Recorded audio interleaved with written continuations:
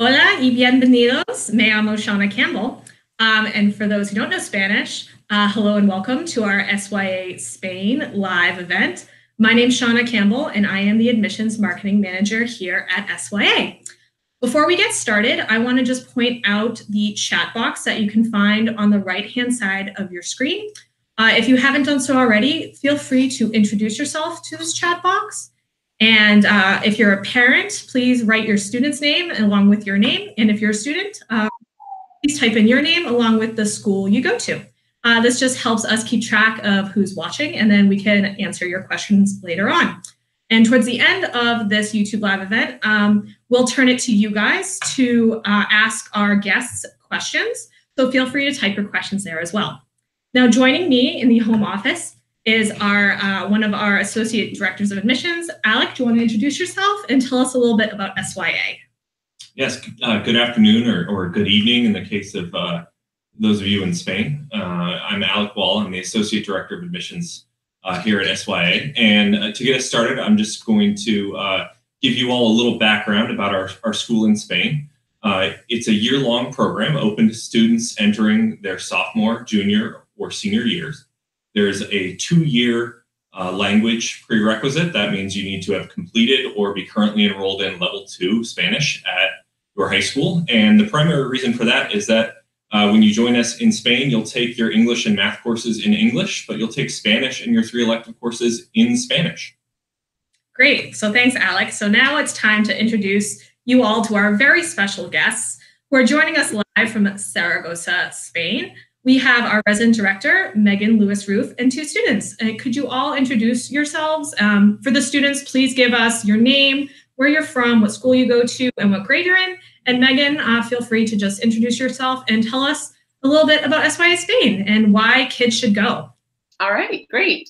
Hello, everyone. Hola, soy Meghan, o Señora Roof, is what most of the students call me, if they can remember instead of calling me Meghan. The SYA Spain program is a really great opportunity for our students to come to a place that they are a little bit curious about, usually is the case, and then they realize how much they absolutely love Spain once they live here. It's for students who are passionate about the language or think that they have that interest to really focus on their language skills. And also, I think just for students who have a little bit of that adventurous spirit in them. Some students are super adventurous, but I think it's important to recognize that we have a really big mix of levels of that. So we have some students who know that they want to come and live abroad and they've known for a long time. And we have other students who it's something that they're curious about. They kind of take the risk to do it, and then they realize how much, what an amazing experience it is and how much they love it once they are here. So it's definitely a range of students in that sense. I also would just say that through my life, I've lived in Spain for years in the past, and now again here in Zaragoza, and have lived in Portugal, and that I've never had anyone tell me that they regret studying abroad. I've only ever had people tell me that they wish that they had. So I think that's a really important thing to keep in mind if you're trying to decide if it's something you might like to do, because I've literally never talked to someone who's chosen to live abroad or study abroad who has ever said they wish they hadn't done it. All right, and our 2 wonderful students who have come in at 9 o'clock tonight, interrupted their studies to come and help out. So Spencer, you wanna go? Hola, I'm Spencer Smith. I go to Woodward Academy in Georgia normally. I'm in 11th grade here at SYA Spain. Yeah. I'm Teddy Bhatia. I'm from Washington, D.C. I go to the Georgetown Day School in D.C. I'm also a junior. I'm here studying Spain.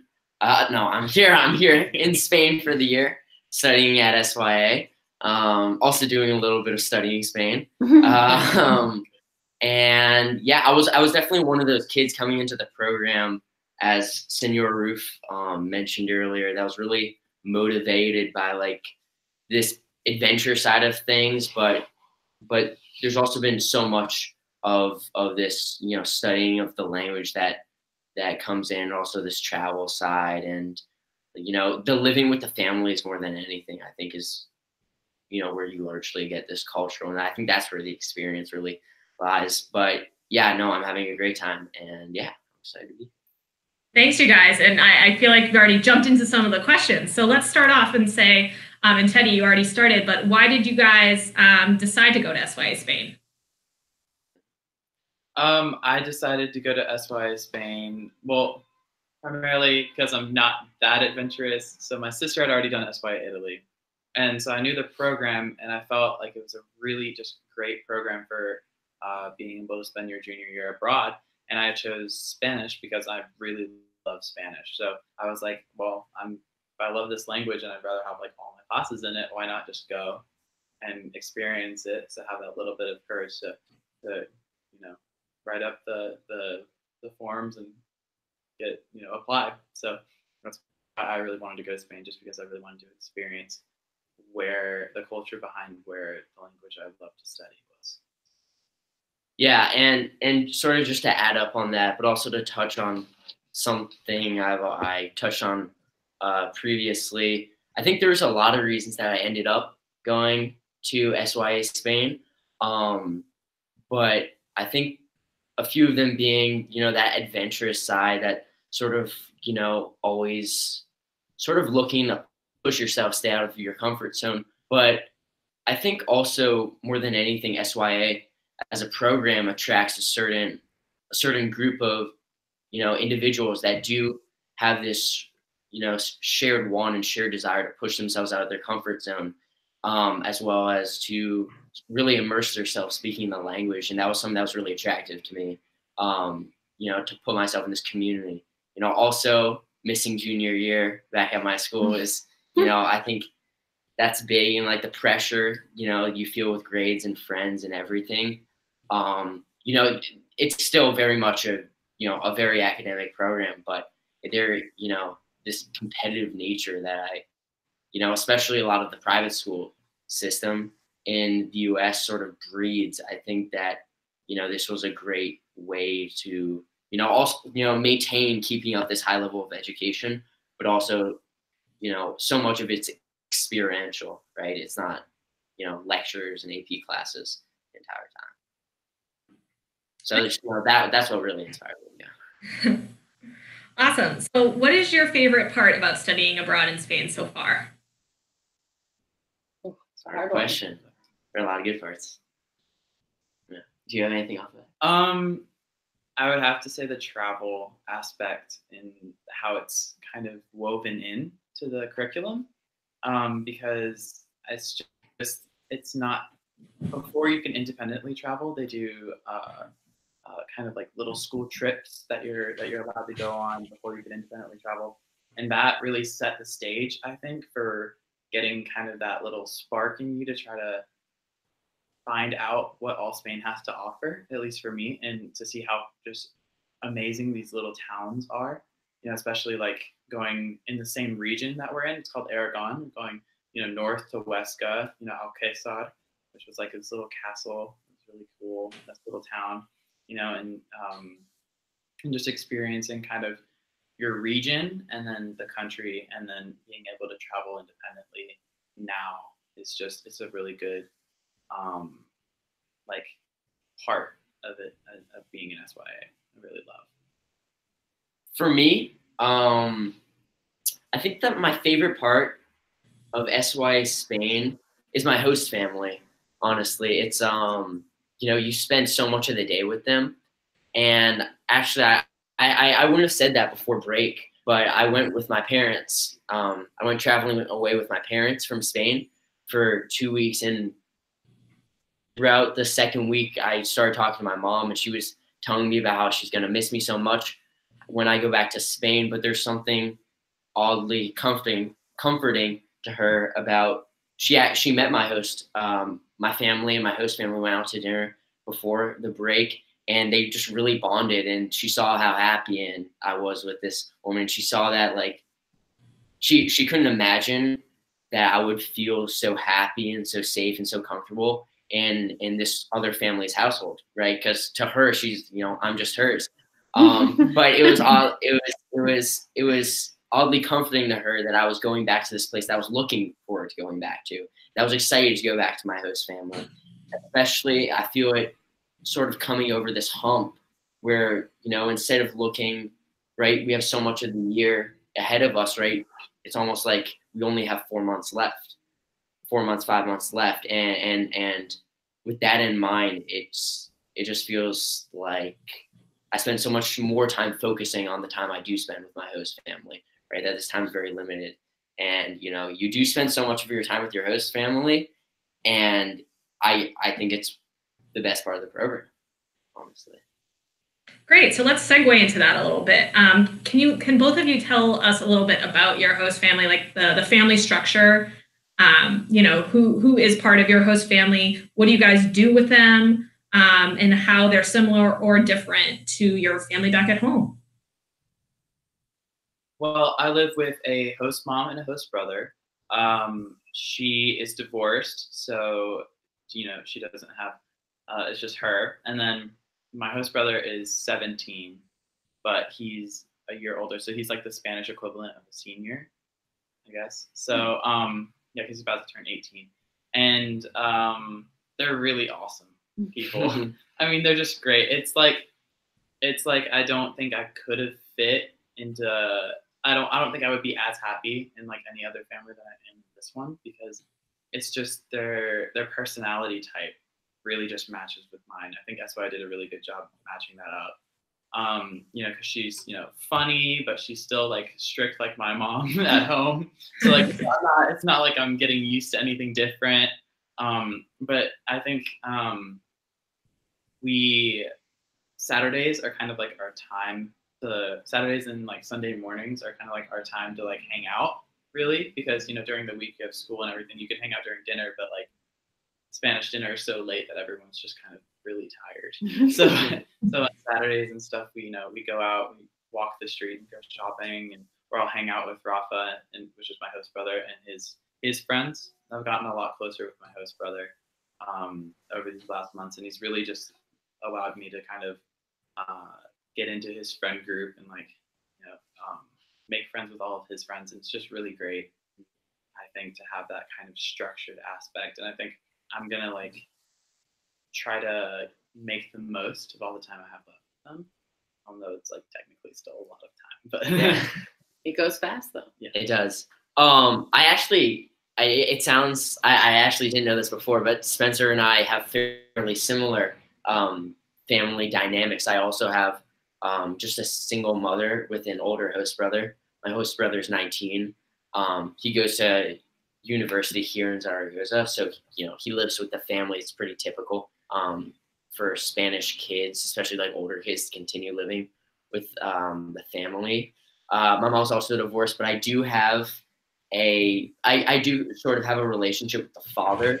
My host father, he has a bar right by my house, and me and my brother go and have dinner there every Sunday night. So that's great. But along with that, I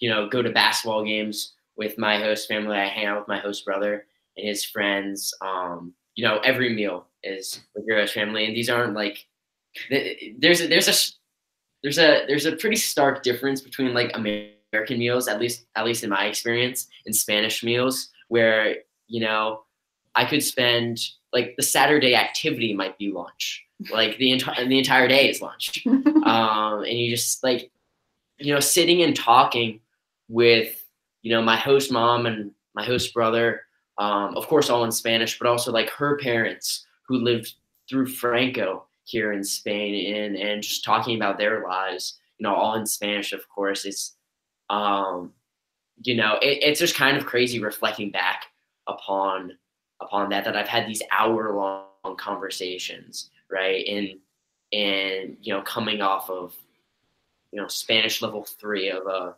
American, you know, high school Spanish course. It's really amazing how far, you know, I personally feel your host family takes your Spanish more than anything. Yeah, and I would just chime in really quickly. Teddy and Spencer have a pretty similar family dynamics, but we really have a really broad range of family types. We have families that have little kids in the house. We have families that are older couples that are kind of empty nesters that have students come and stay with them.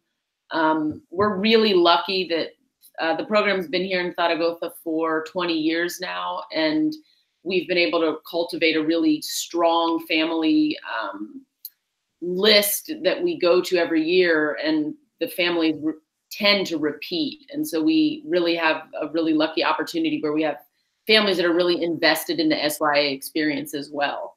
And the kids, our host family coordinator does a really great job of giving, sending a survey ahead of time so students can indicate what kind of family they're interested in having, so that she can do her best to match them up. Yeah, and that's a great point. Thanks for adding that, Megan. So let's talk a little bit about school. How is school similar and different to your school back home? Talk to us about the faculty members. Yeah, tell us about school in general. School in general. You want to start with teacher relationships, maybe? Yeah, teacher relationships. So the school is 60 kids. So it's a lot smaller than I think anyone would really be used to, unless you went to a homeschool at like a church. But like it's the teacher relationships are really good, because you have this set number of teachers, and you're bound to have all of them except 2 probably. So you develop these bonds with these people, especially because a lot of them are advisors. They can be your advisors throughout the year, and it's really, I think it would be really difficult not to have a relationship with your teachers. I was actually having coffee with my math teacher, right? This like last 2 weeks, or like 2 weeks ago, talking about like just math in general, because he had been at the same coffee shop. And it's just, I thought to myself, I was like, this is amazing. Like, I would never have done this at home at all, because the teachers are so just for your class and not just for helping you through, I guess, life during studying. So. Yeah, no, I definitely agree.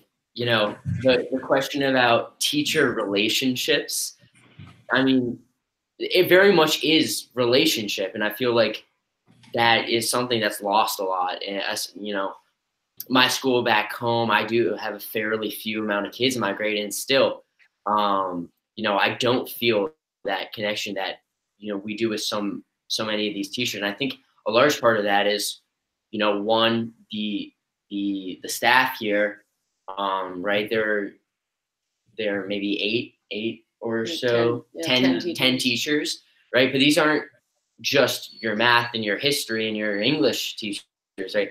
We're going on trips with these people. We're spending, weeks in northern Spain or in Andalusia. My art teacher takes our class to go look at art museums all around the city, and we go have, a cafe and a churro with her before, right? It's very much, not only are they accessible, but there's so much flexibility. They're always open to meet at different times. They work with you to find, great times where you can retake assignments or, make up homework. There's a lot of, I think we might take advantage, right? Yeah. of how lucky we are to have, the teachers reach out a lot. Yeah. I think that's the best way to. I don't think they could really escape us during their free periods. Yeah. That's probably true, yeah. And I would say too, in general, as far as classes and things like that, we do, like Spencer and Teddy are mentioning, have teachers who will take students to museums. The science classes will go up into the mountains and do excursions related to topics they're studying in science class. We have a sociology class where they're out on the street a lot, where they're interviewing people, doing studies on immigration in Spain or the different neighborhoods. We've also had some days that we call fuera del aula, so like out of the classroom days, where the students are in different groups, and we'll have more of those, where they go out and do kind of interdepartmental or just kind of using the city as a classroom. So I think that, and then in addition to that, trips that we do as a school really amplifies the academic experience by getting to know Spain in a different way than you would just as a tourist. Great. So let's talk about your level of Spanish. When you first started, like what level do you think you were at, and how are you doing now with Spanish? Señor. And feel free to demonstrate. Los dos hablan muy bien. No one's going to me. Let's just.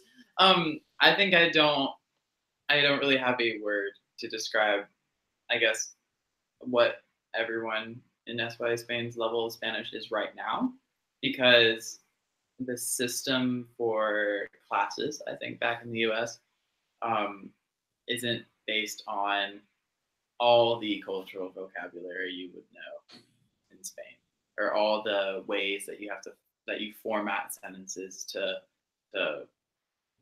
kind of go along with what everyone would normally say in the aspects. You could be grammatically correct in whatever like level you're in, but I think all of us are in like a good street level Spanish aspect, in a really high category for whatever we're learning in that regard, because our host families and because of the time that we spend, interviewing people on the streets for some classes, or time that we spend, every day that we get to go out into the Spanish world. So I don't really know if I could give a level of Spanish, but it would be pretty high, I think. How does it feel compared to when you first got with your host family to how you can communicate now? I think it's a lot about confidence. Yeah. I definitely. So much of it is confidence.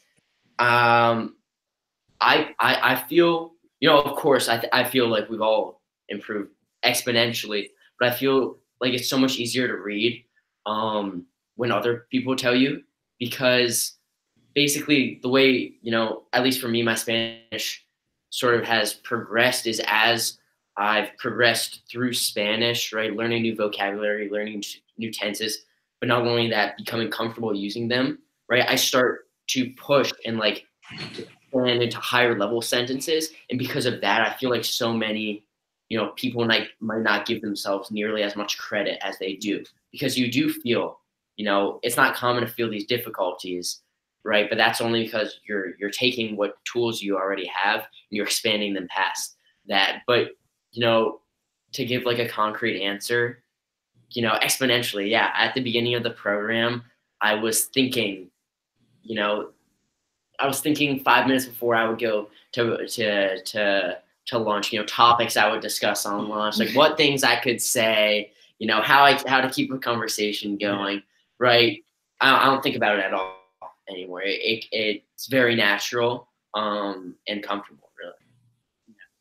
Are you guys dreaming in Spanish yet, or is that coming on soon? I think it might be when the magic happens.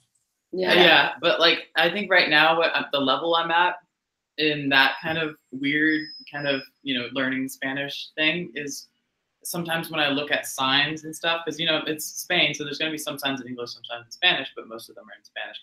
I'll look at it and I'll like be like, okay, so that's what that means, or like later on I'll be like, oh, that sign said this, and I say it in English, and they're like, oh, it said it in English. I'm like, I'm pretty sure it did, and then like I go back and it's in full Spanish, and I'm like, I thought it was in English. That's subconscious. Yeah, where you're not thinking about it anymore. Or it'll be in Spanish. Like if something in English, I'll be like, oh, I read that. It was in Spanish. And they're like, no. Yeah, it's much less conscious. Yeah, I feel more than anything that as I speak, of course I sort of like think about the concept, right? But everything in my house, on the street, it all is just coming off of practice and repetition.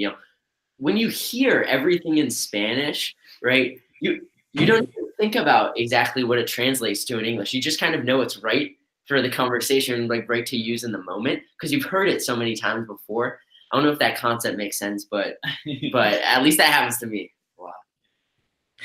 So let's talk a little bit about co-curricular activities. Can you guys talk about maybe activities that you are personally participating in, or what friends are currently doing right now?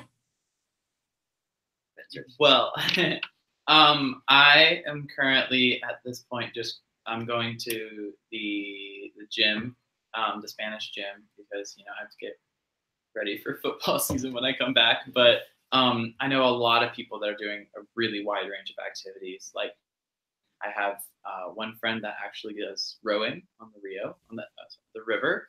I have another friend who's doing volleyball at a club level volleyball. Others are doing field hockey, and like just coming from my home school, these are like not activities that I would be able to participate in at home. I mean, I have to say, like, it's kind of, if you want it, you could have it over here. I thought it would be really limited, but it's just not. Especially, they just gave us this flyer for, it's called SYA, and it's basically this youth program for going out and doing kind of these extracurricular club activities. And there has to be so many opportunities to do everything from meditation, mind yoga, to like a running club, to like learning how to cook Japanese food. Right, and those are really cool because that's an organization that offers activities to young people in Zaragoza. So when you do those, you're going and you're going to be around other Spanish kids your age doing those activities. And how Teddy's quite the extracurricular participator. As far as extracurriculars go, the whole first semester I was pretty packed. On Mondays we had a cooking class after school at a local, it's like a cooking school almost, and they accommodate for us, and it's all in Spanish and structure, and we cook Spanish food, and it's really awesome, and the food tastes great. I also open to all the kids here is a tutoring program where you work with local kids in Zaragoza once or twice a week, and you go over to their houses and you tutor them in English. I do that along with, I'm also part of kind of 2 basketball teams now. SYA formerly doesn't really have any sports. That being said, I came into the program, big athlete, not that good, but I like to play a lot of sports. I played soccer, basketball, and baseball, and this is something that I really wanted to keep up while I was in Spain. I was nervous that I wasn't going to be able to. But I joined a local team with help. We have an extracurricular coordinator here at the school. And I joined a local, we're called the Corazonistas. It's a Zaragozan colegio. It's a Zaragozan high school. And I practice twice a week with them, games on the weekends, occasionally tournaments. And in my entire time being in Spain, I don't think that I feel more like really included in the community, like an actual Spaniard, than I do when like my Spanish basketball coach is yelling at us all in Spanish, right? and he doesn't care at all that maybe it's not my native language or whatever. I'm getting exactly the same treatment that all these other Spanish kids are getting. It's also a great way to meet Spanish kids, right? If I had one, like piece of advice to give to kids coming in, it's to really focus on meeting Zaragozan, through them, through local teams. I have a few friends that play on a local soccer team, football here. And through them, you meet kids who you meet their friends, and then you go out to cafes and bars with them. And, it's just such a great way. You learn phrases and expressions that like actual Spaniards use, not just like textbook phrases. It's super important, I feel. It also keeps me like focused on my work. I personally work much better when I'm busy with, basketball practice or something. And that was something that I thought I was going to sort of stray away from this year. But I've really found a great fit with this basketball team, and I love it. Great. All right. So I'm going to ask only a couple more questions before I turn it over to our viewers. So for those of you who are watching, if you have a question to ask our guests, please start typing them in now. So even though you guys have only been there for a semester, can you tell me what the biggest takeaway has been so far? or what aspects of the program has really impacted you in a way and that you're going to remember? I would say most impactful or something that I would take away. I guess something I've learned kind of here, maybe it's like a little slogan for being here, but it's like, don't miss a moment of really anything. Like be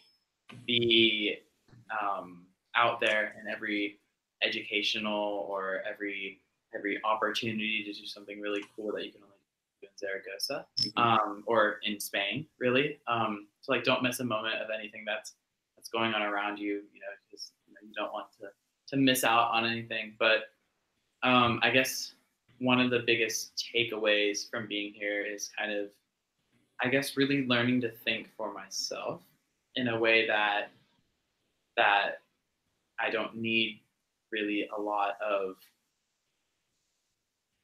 not like I don't need support, but like I don't need someone having to make the decisions, I guess, for me as much, because I don't go to a boarding school, so I live with my parents. I had no experience with being in someone else's home, but it's like having the freedom to kind of just to do your work and to figure out what's best for you for the next step, how you're gonna live out that next moment of being in Spain.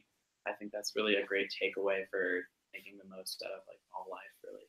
Yeah, I agree. I think for me, more of sort of a more specific thing that I've really taken from the program so far is this self-awareness of sort of this America, United States as like the norm, right? Everything that we do in America is normal, and things that, go against the grain of that norm are foreign and are not as, good or as smart or as logical of a way to do things. I think that I've completely gained this self-awareness of that is the lens I looked at so many things coming into the program. And that is just very much not the case. I think that there's so many things that Spanish culture has taught me, has made me reflect upon American culture, and that being something concrete, just to tap on Spencer's point before, most aspects of life, living alone, in Spain you're not living alone, you're living with a host family, but you are, in an uncomfortable, in an uncomfortable situation living in Spain, and just the most daily basic tasks, right? Going to go get toothpaste, right? Going to go get a haircut, right? Things you don't think twice about in the United States, right? It's all so much more intentional, everything you do. I think more than anything, you need to be focused and organized and intentional, or else, you're going to get lost up on it and you're really not going to get the best out of the program. I think that you could. All right. So my last question is, if you had a piece of advice for a student who's considering SYA, what would you tell them? I've been thinking. I think I would have many little pieces of advice, like not one like grandiose, all-encompassing piece of advice, but if I was, to give a little few words, it would be really consider why you're going, and for what is your purpose for really feeling like you want to be in the community of wherever you're going, in Spain or Italy or France or China. Like, what is your goal? Set some goals. That would be great. Like, oh, I'm going, I'm gonna learn this. I'm gonna challenge myself to do this. I'm going to figure out this that I didn't know before.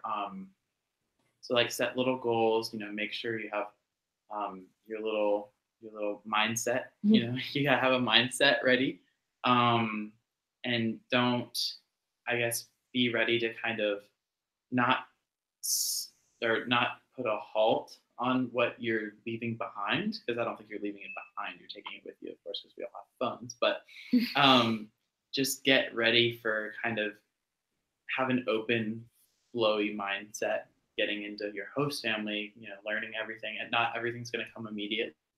Have some patience. And I think that's with everything.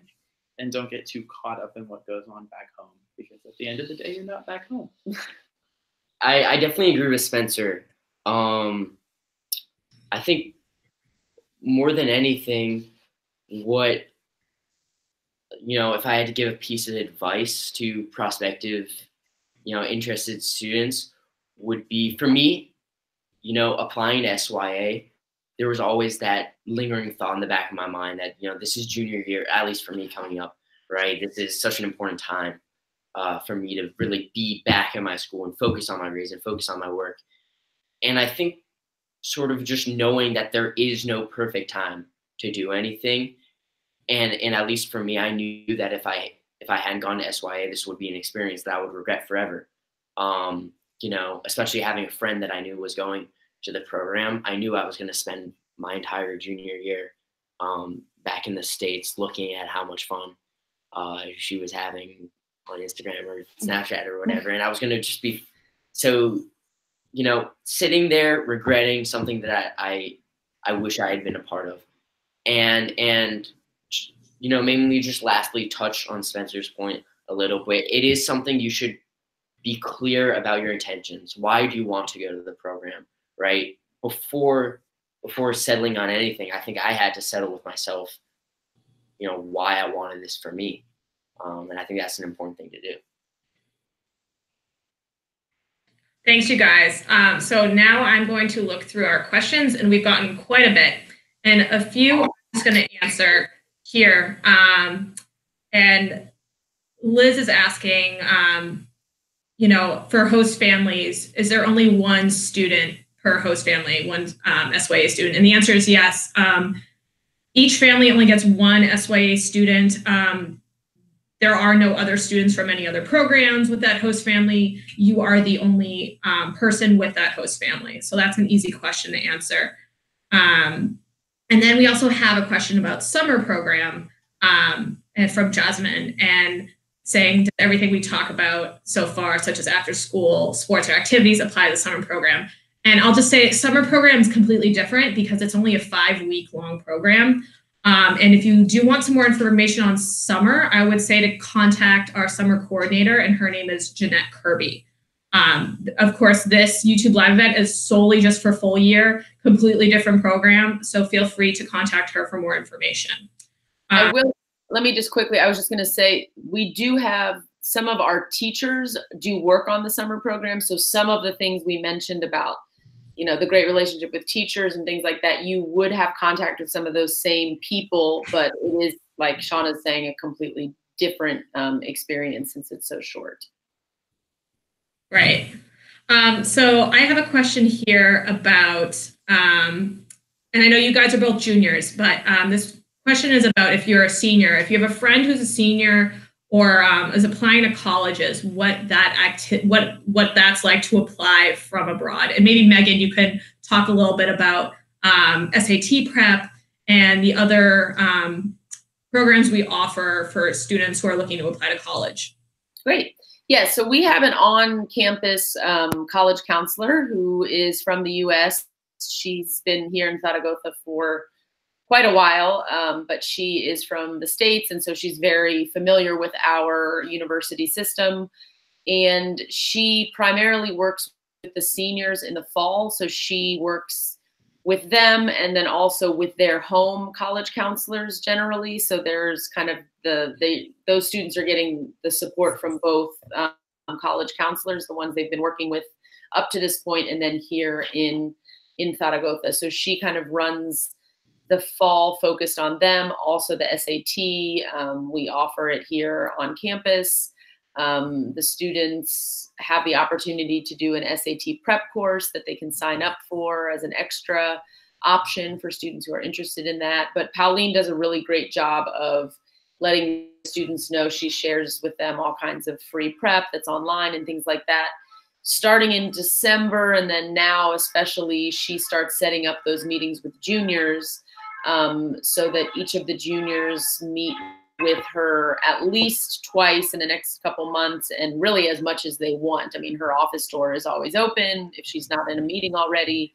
So she does a really great job of working with them so that they can let her know what they've been thinking. And then also, obviously, this experience has a really big impact on people and what they might decide to study. If they want to possibly study in Spain, we have some students from SYA I know who were here 2 years ago that are at, for example, St. Louis University in Madrid for 4 years now, who are going to college for 4 years in Spain as well.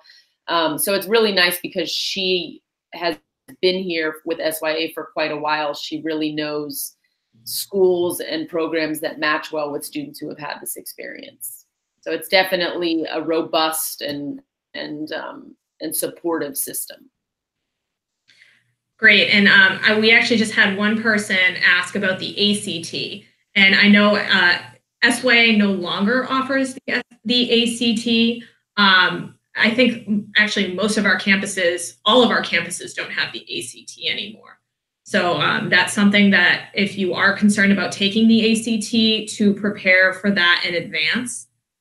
Right. And we do have, Pauline does help students find places where the ACT is being offered. We can't do it anymore because we would have to have a computer lab with, it's all online now. That's a big difference. Yeah. Actually. And we just don't have the capacity to have, we don't have 60 school computers. The students come with their computers, and that's the reason. But she does help students find a place that is offering it.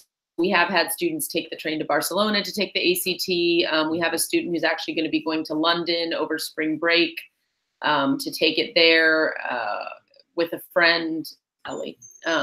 So yeah, we don't offer it ourselves, but we do our best to help people find a way to take it somewhere in Spain, preferably, and if not, somewhere in Europe. Mm-hmm. All right, so it's just a little harder to figure out what's possible. Yeah. Right, exactly. I agree. Can I just add something real quick? I actually, just two quick things is I know my friend Jonas actually traveled to Barcelona earlier in the year, and for the ACT, I took the SAT, but for the ACT, I know that in Spain it's actually all online, and it depends for you how much writing you do, but that is something you should factor in when thinking about the ACT. Also, I took the SAT before I actually came to Spain, and I really am glad I took it before. Not to say that it isn't very accessible and easy here. We have a test center in the school, so it's just like coming to school another day. But sort of like the additional like studying and whatever, I did take it before I came, and I was really happy I did that. I studied. You have to study, but that's just a small piece of advice. It frees up some time, because unless you're not planning on studying. Awesome, thanks. So I'm gonna, I think, ask one or two more questions since we are running out of time. Eric wants to know, and I'm gonna direct this question towards Alec. If you're able to transfer credits you earn in school at SYA back to your home school. Alec, can you help answer that question? Yes, that process usually works quite easily and seamlessly. We're an accredited independent school. So if you are coming from another independent school, we're a member of the same national organization, and in the case of New England schools, the same accrediting organization in New England. So credits usually transfer over no problem. With public high schools, it's the same as well. Oftentimes, the school will need to see our accreditation or ask about the transfer of credits. And we're happy to answer those questions here in the admissions office, but we've never had an issue. Yeah, of course, it's always good to double check with your school and start that conversation early. So if that is something that you are concerned about, definitely talk to the people at your school. And if they, have questions, they could contact us as well. And we'll be happy to answer any of their questions. Yeah, if I could touch on that, I know that exactly for SYA courses are very unique in nature, especially some of the ones that some offer. Like I know when my sister did SYA Italy, she did an archaeology class, and you just have to make sure that your home school knows what is that you have the option to do. And to get that accreditation, you kind of need to kind of have some communication with both sides on that. But I don't think it would ever be a problem to get something like archaeology as a science to kind of to flow into your science credits going into the university or going back to school. So yeah, so just make sure there's some communication there, but it's all good. Great, thanks, Spencer. One last question, and I'm going to direct this towards Meghan and Alec. Alec, feel free to chime in as well.